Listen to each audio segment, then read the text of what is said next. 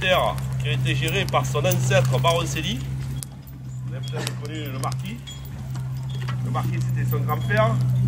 Et l'ancêtre du marquis, c'était Christophe de Baron-Célie-Javon, qui était un grand prieur à l'époque, en 1799. Et à cette époque, les terres étaient gérées par des prieurés. Et donc, son ancêtre, Baron-Célie, a été grand prieur et chevalier de Malte. Donc, une famille noble qui a terminé de Florence, qui a commencé à Florence et qui est venu s'exiler à Avignon. Et d'Avignon, ils sont allés au Centre. Le marquis a fait sa malade en 1897. Nous avons cette malade à aujourd'hui avec mon frère Réginald qui n'est pas présent mais qui est blessé. Nous conduisons avec aussi ma mère qui est toujours présente, Madame Pierre-Romanel, et mon frère, et nos enfants qui sont encore là, que je vais vous présenter tout à l'heure. La Ferrade, je pense que vous connaissez tous, vous êtes du terroir, Bellegardet, hein. C'était Martiniquais aussi. Ça a été une grande école pour moi de la vie, de mener des taureaux, des bions à Bellegarde. On a échappé pratiquement matin et soir. Et mon père m'a toujours dit, quand tu auras fait Bellegarde, tu pourras faire autre chose. Mais pour l'instant, il n'y avait pas le droit d'accéder à d'autres pays comme Aigues-Mortes par exemple, c'était encore très difficile, toujours difficile aujourd'hui. Et donc pour faire cette ferrade, ben, écoutez, on est, vous avez vu, je vous avais dit 15, on est 18.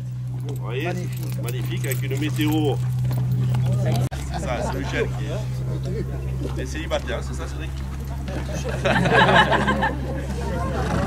Je dis pas trop. Bon, Sébastien qui a aussi l'élève de la maison. Ensuite, Ginès Fernandez.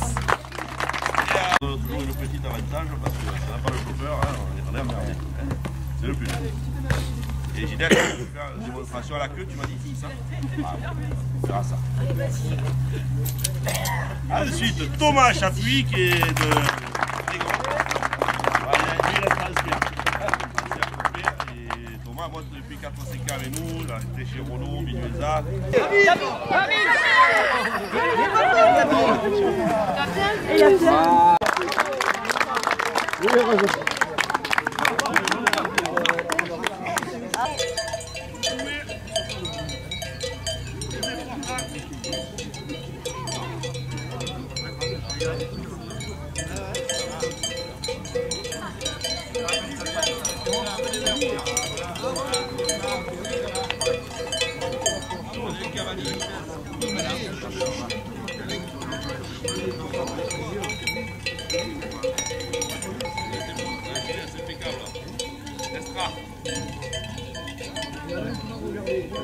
Là, ça c'est pas...